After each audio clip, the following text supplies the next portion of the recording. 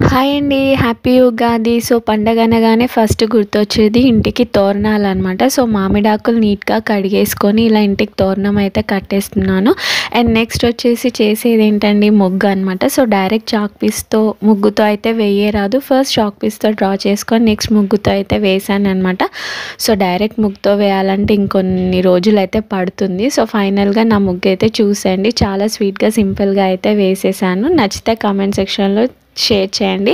And next పూజ అయితే complete చేసామన్నమాట. ఉగాది పచ్చడి భక్షాలతో అయితే పూజ అనేది సద్వినియోగంగా కంప్లీట్ అయితే చేసాము. అండ్ నెక్స్ట్ పిల్లలు ఇక్కడ ఉగాది అనేది ఇలా బ్రిక్స్తో చేద్దాము అని అంటుంటే సో వాళ్ళకైతే హెల్ప్ చేశాను.